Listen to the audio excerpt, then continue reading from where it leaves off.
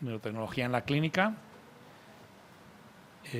Y un poco para enlazar precisamente con la última pregunta que le hicisteis a Fernando, yo me quedé un poco con la curiosidad de preguntarle por qué el cingulado anterior, la ACC, dentro de la corteza es gigantesca y vais directamente a un área que además ha sido un área muy famosa porque está correlacionada en la actividad intrínseca cortical con la idea del yo, con la conciencia, y además es la misma área que targetean los que hacen estimulación cerebral profunda para disminuir la depresión severa con riesgos de suicidio, ¿no? ¿Cuál es la razón?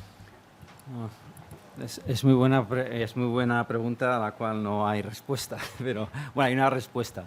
Pero hay una respuesta porque el modelo nos decía que había que hacerlo ahí. Miramos en el modelo muchas áreas cerebrales, el precúneos, miramos prefrontal, miramos hipocampo, esto funciona, ¿no? Sí.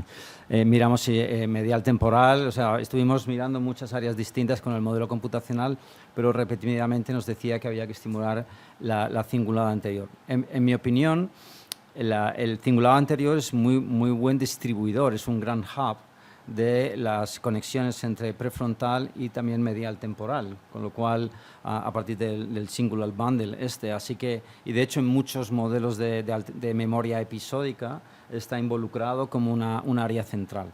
Pero además desde el punto de vista de la neuropatología de la enfermedad es muy importante. Jorge Sepulcre, que es un científico también español que está en Harvard, él ha hecho estudios de PET en los que ha mostrado cómo el incremento de amiloide sobre esa corteza y sobre la corteza prefrontal provoca que un tiempo después se extienda el tau por esa red. Es decir, que muy probablemente tau comienza su fosforilización en medial temporal, en entorrinal concretamente, y a partir del singular bundle llega al cíngulo y en el cíngulo lo distribuye. Ellos han hecho estudios de multiplicaciones de matrices, también un poco simulaciones, pero con PET han visto que precisamente es un área muy distribuidora de la neuropatología. Así que desde las dos perspectivas, la perspectiva cognitiva y la perspectiva de la neuropatología de la enfermedad, tenía sentido cuando el modelo computacional nos lo dio, pero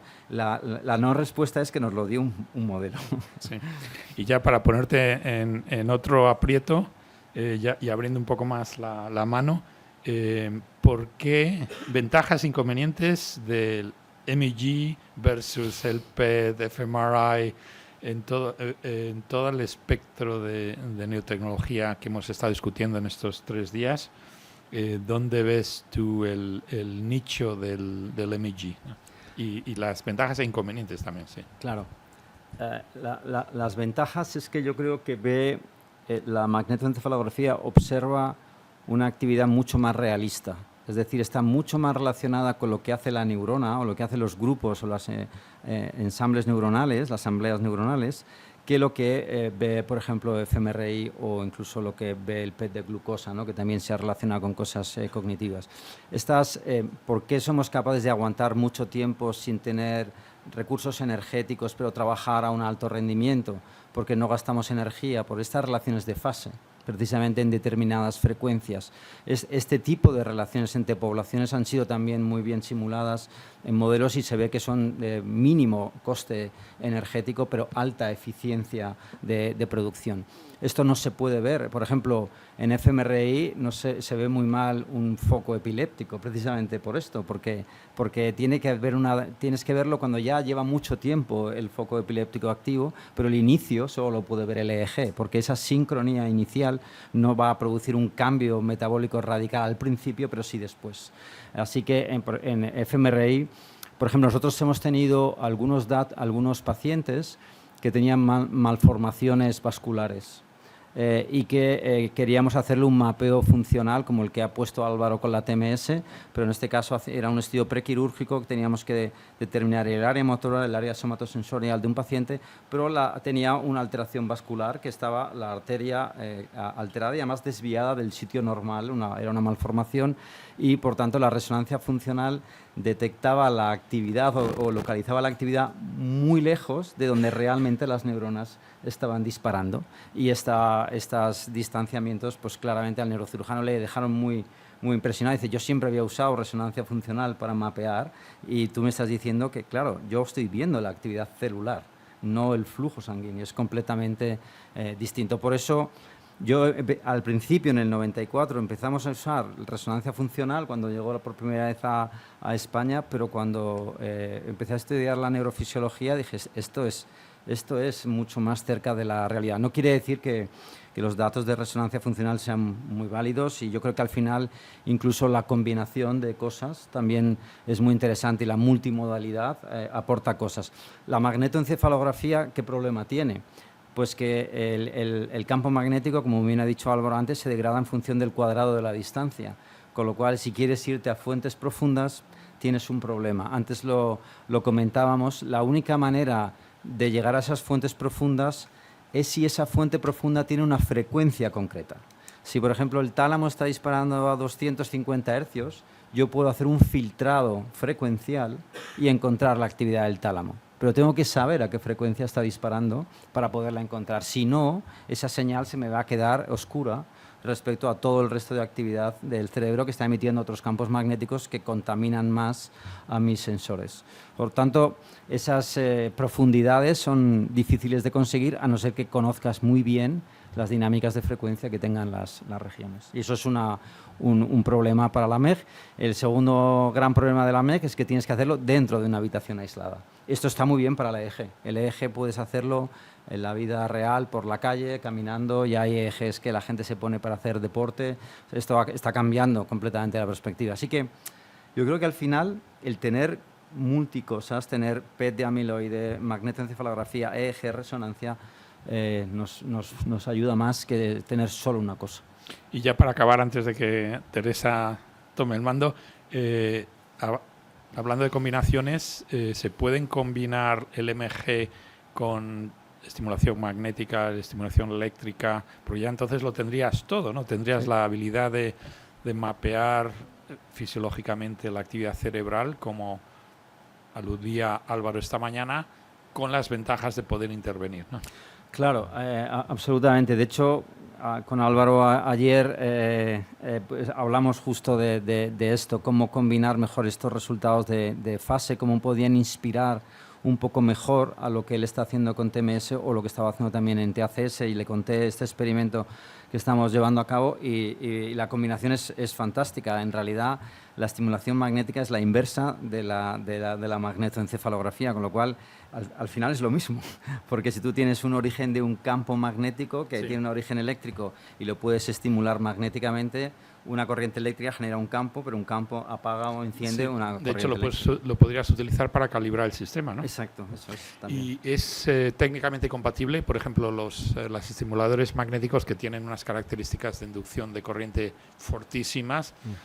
Supongo que si los pones en una habitación que está con todo absoluta, una caja de Faraday perfecta, pues te la destroza, ¿no? Sí, no son compatibles simultáneamente. Lo único que es compatible simultáneamente es el EEG y el MEG, pero los otros sistemas, ni de la estimulación eléctrica ni de estimulación magnética, son compatibles con Entonces, el ¿cómo MEG. ocurriría? ¿Tú mapearías con MG, con MEG, y luego cuánto tiempo antes de que empiezas a disparar la estimulación magnética? O sea, lo que ha hecho otra gente, y nosotros estamos empezando a hacerlo, es intentar trasladar, o sea, digamos, con el MEG lo que hacemos es encontrar datos muy difíciles de encontrar con EEG. Pero una vez que los has encontrado, son trasladables al EEG. De tal manera que el EEG sí es compatible con estos sistemas de estimulación, con lo cual, como muy bien ha hecho el sistema de Neuroelectrics, que tiene electrodos secos y además son estimuladores. Con lo cual, si tú eres capaz de haber encontrado con un sistema súper complejo, súper bueno y súper sensible, señales que después los puedes trasladar al conocimiento en el EEG, puedes usar las dos cosas a la vez. Ahí es donde se compatibilizan mejor. Teresa, tienes el mando. Sí. Pues mira, te quería empezar preguntando, con estos mapeos funcionales de los que estás hablando ahora, yo creo que de alguna manera o de otra les he hecho esta pregunta a todos los ponentes, pero ¿cómo de cerca con estas con estas tecnologías estaríamos de caracterizar lo suficiente un cerebro individual para llegar a una medicina personalizada. Ya, a ver, aunque es una técnica maravillosa, la magnetoencefalografía da más datos de los que puedes asumir. Eso es, yo creo que es un problema, porque a veces cuando tienes un exceso de información, por ejemplo, esta conectividad dinámica, yo me he tirado viéndola en un ordenador días. ¿Qué es esto? No entiendo nada, ¿por qué esta conexión, esto por aquí, esto por allá?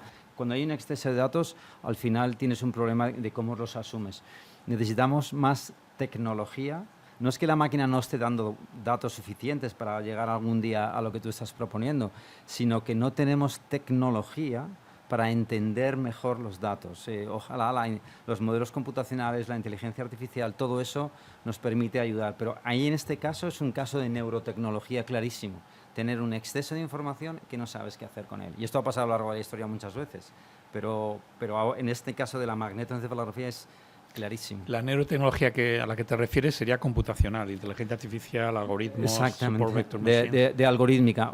Por supuesto, todo se puede mejorar en sistemas de sensores y los OPMs van a ser muy revolucionarios en este sentido, pero ahora tenemos un exceso de datos que necesitamos, por ejemplo, calcular lo que yo he presentado hoy en los datos estos que le he pedido a mis estudiantes, han llevado casi una semana. En estar calculando. Necesitamos ordenadores cuánticos, necesitamos algo que acelere también la computación. No solo modelos que expliquen, sino también aceleramiento en el cálculo, ¿no? Eso también es importante. ¿Y cómo crees que deberían regularse todas estas tecnologías para que sin frenar la innovación se garantice el acceso y la seguridad? Es una pregunta muy importante porque tenemos un grupo que estamos trabajando con él y de hecho hay otros grupos que también lo han dicho, que la actividad cerebral es un fingerprint más específico que la huella digital y por tanto esa actividad es tuya y es muy específica, es muy dinámica, es cambiante pero es tuya siempre. Es decir, que vas a tenerla siempre y puedes hacerla muy especificada. Los compañeros del BCBL, que son un grupo estupendo, han trabajado para decodificar qué estás haciendo, si estás escribiendo y qué estás escribiendo. Es decir, que puedes empezar a hacer cosas con los datos que realmente sobrepasan los límites, a lo mejor a veces incluso éticos. Y como hablábamos ayer, a mí me preocupa enormemente estos fingerprints, porque nosotros hemos hecho una base de datos ahora de 1000 sujetos y tenemos controles en esa base de datos, pero yo podría mirar en el futuro que alguno de esos va a tener Alzheimer y si esa base de datos me la compra una aseguradora mundial y me dice este y este y este que donaron sus datos para la ciencia, resulta que pues esto no les aseguro. O sea, esto tiene es precioso, da muchísima información, pero también tiene una necesidad de regulación. Y yo ahí estoy completamente de acuerdo. Bueno, todo el trabajo que hace Rafa en esto es increíble, pero porque es necesario.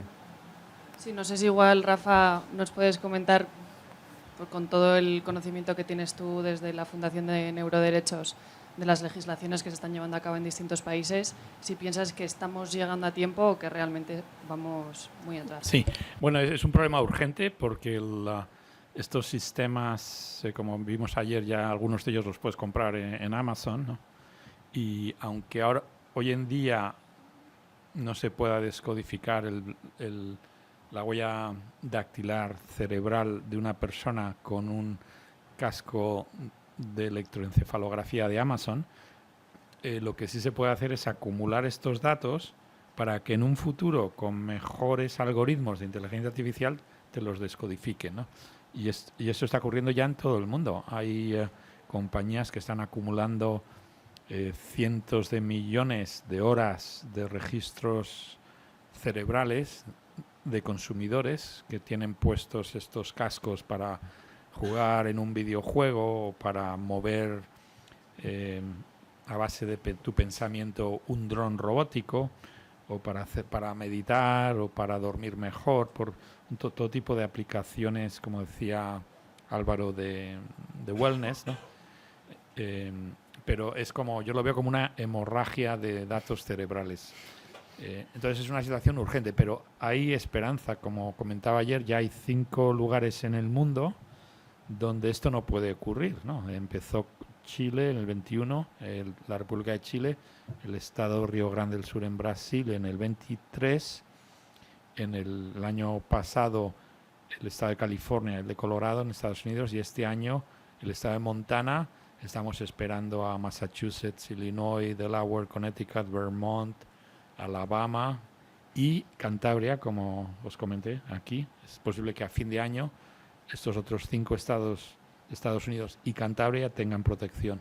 Y es protección real. Por ejemplo, la enmienda constitucional chilena del año 21 dio lugar a un pleito en el año 23 de un ciudadano chileno que demandó que se había comprado, era un casco de Emotiv, que es la compañía esta quizá que tenga más millones de horas acumuladas de datos cerebrales, y este señor encendió el casco y demandó a la compañía por usurpación de sus derechos constitucionales, porque la Constitución de Chile recoge la protección de la actividad cerebral y de la información procedente de ella. Ese es el lenguaje de la enmienda constitucional chilena.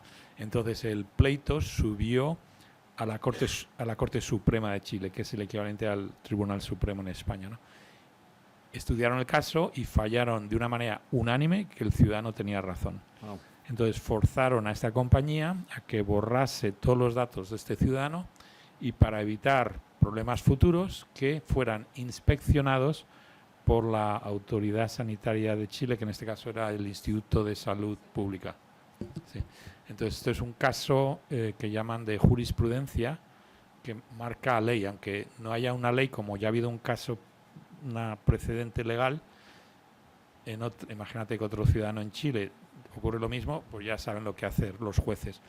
Otro ciudadano en España demanda a una compañía a Emotiv, por ejemplo, y el juez instructor mira la literatura y dice: jurisprudencia mundial, ha habido ya un caso en Chile, y ese caso chileno puede servir en España, aunque las leyes no sean iguales, para que el juez emita una sentencia, quizá basándose en el caso chileno. Entonces empieza a rodar la pelota, y puede ser como un efecto dominó que llegue rápidamente a cubrir la privacidad cerebral de la ciudadanía en muchas partes del mundo, ¿no? Sí. Bueno, una pregunta para los dos. Una pequeña reflexión y luego me encantaría vuestra opinión, ¿no? Que es, y respecto a la utilización de inteligencia artificial. Ahora, en este momento, la ciencia ha avanzado con los resultados positivos, los papers, lo vamos viendo en todas las exposiciones, pero ahora hay un momento diferencial, que es como los doctorandos, los postdocs, hablan con los modelos naturales del lenguaje, cada día compartiendo por primera vez lo que no sale. Y eso va a hacer una disrupción en la productividad científica, porque el avance ahora, hablando con estos modelos de lenguaje, es distinto y será más rápido. Pero por otra parte, hay una parte de propiedad intelectual, que es donde termina la inspiración y empieza la copia. Esto de quién es la autoría de esta investigación se empieza a complicar, habrá problemas con la autoría, y esto nos lleva a un modelo donde la industria farmacéutica que comentabas, Fernando, pues ya está la industria farmacéutica o la industria tecnológica. ¿De quién son los datos? Ya hemos visto el poder de la industria tecnológica, Amazon, Microsoft, Google, todos los grandes que tienen mucho más poder que cualquier Estado en este momento, ¿no? Son súper poderosos.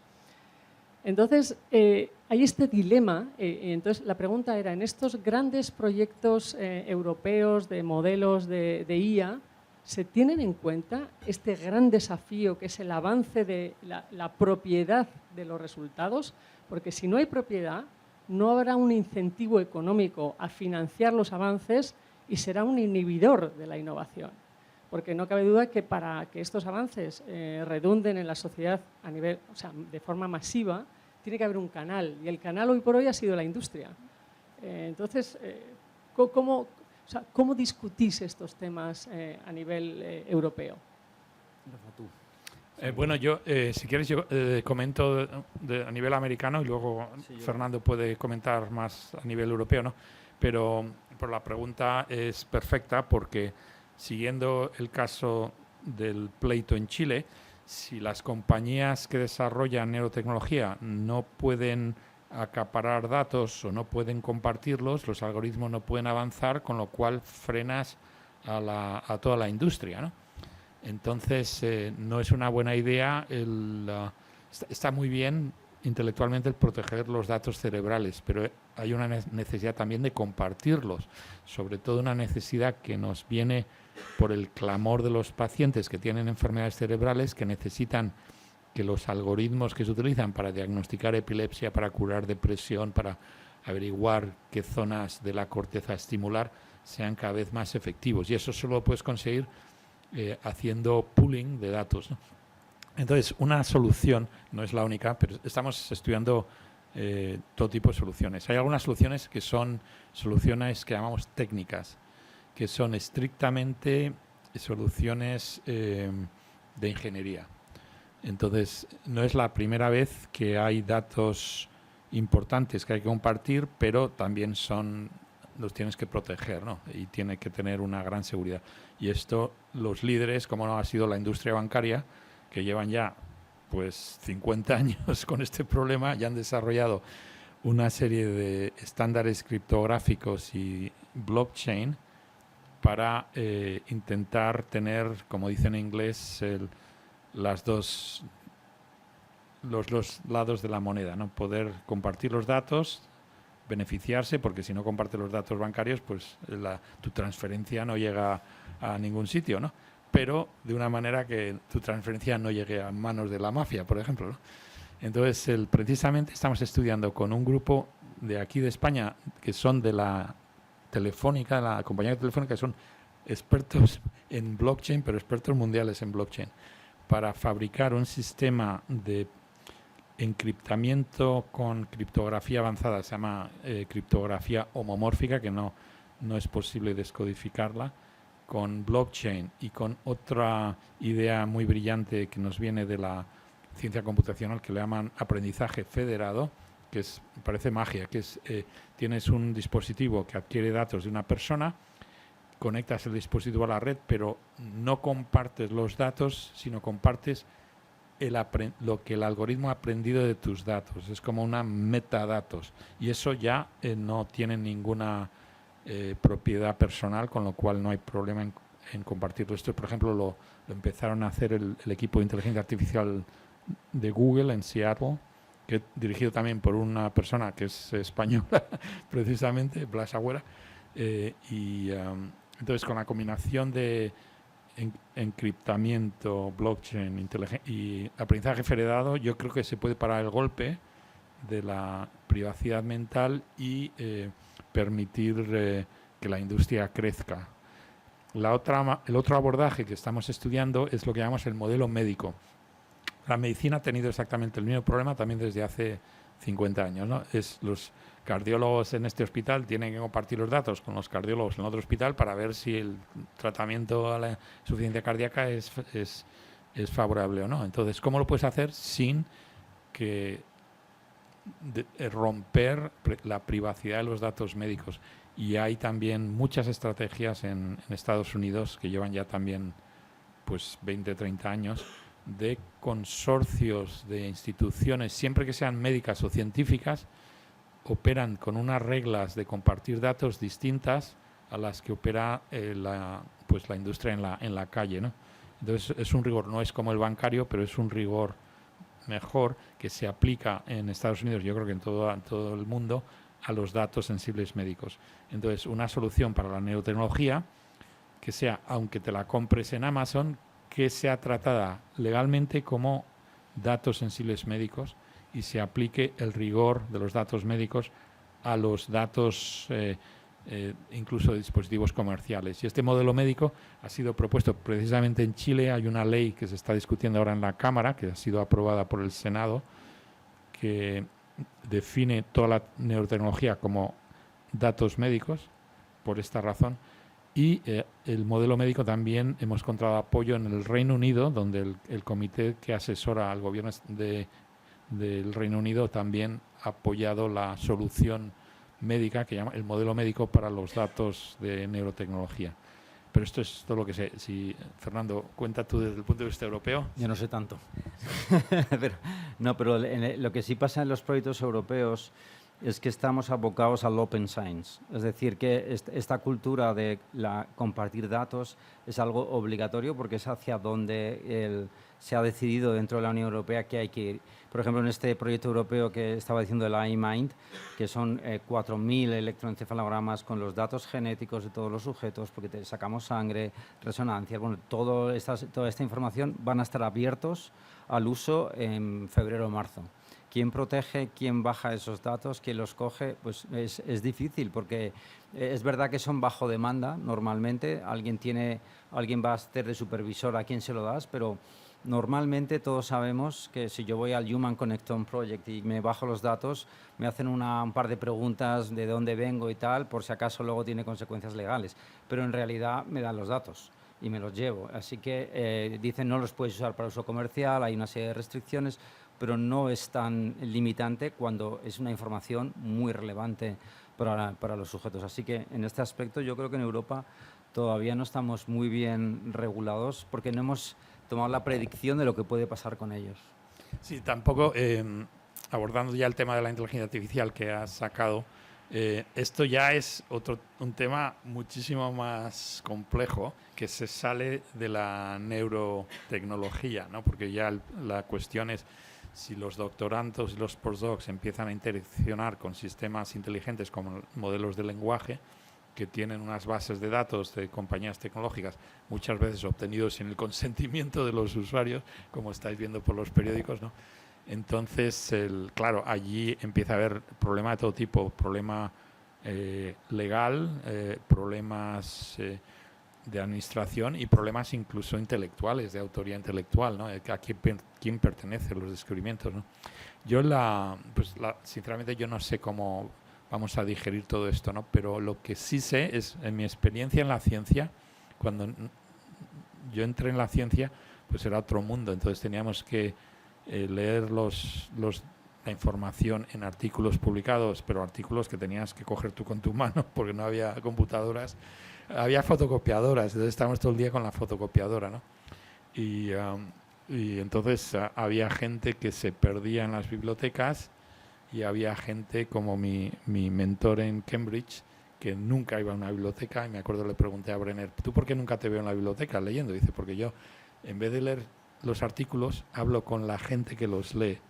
Entonces, eso significa que los científicos tenemos unos filtros internos que no están descritos en nuestra hoja de servicios o no, en nuestros contratos, de qué información es buena y qué información no es buena. Entonces, cuando Brenner, me acuerdo en la cafetería del MRC, se sentaba a hablar de cristalografía, pues iba directamente a un señor que era un premio Nobel, Aaron Klug, y le preguntaba, oye, Aaron, ¿qué ha ocurrido recientemente en tu campo? Y Aaron decía, este artículo en Nature es rompedor, o este artículo que se ha publicado en una revista que no conocen nadie, nos va a abrir la puerta. Entonces, tienes unos filtros.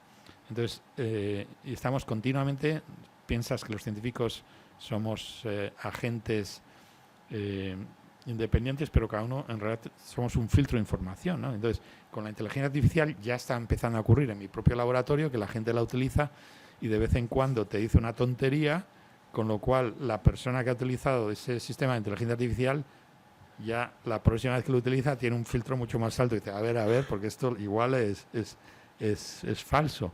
Yo creo que ocurrirá algo parecido. Los sistemas de inteligencia artificial, algunos serán mejores que otros, pero los científicos nos seguiremos fiando de otros científicos que controlan como filtros de filtros de filtros. Estaremos un poco encima de esta pirámide de información, como siempre hemos estado desde los tiempos de Leeuwenhoek, que seguro que se escribía con la gente crítica de la Royal Society, hasta el ejemplo que he puesto de Brenner, como supongo en el futuro que habrá gente que, si quieres enterarte de lo que ocurre en MEG, no le preguntas a un sistema de inteligencia artificial, hablas con Fernando y dices, Fernando, ¿qué ha ocurrido recientemente en tu campo?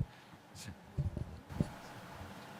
Bueno, pues ya volviendo otra vez a la neurotecnología clínica y para ir cerrando este panel, si no hay más preguntas del público, os quería preguntar, después de todo lo que hemos ido escuchando durante todo el curso, de Ana, Guillermina, Álvaro, José, vosotros, ¿qué tecnologías o terapias que sean nuevas o que igual no son tan novedosas, pero que sí que son cambiantes, pensáis que se van a introducir de una forma más rutinaria en diagnóstico y tratamiento de enfermedades en la clínica?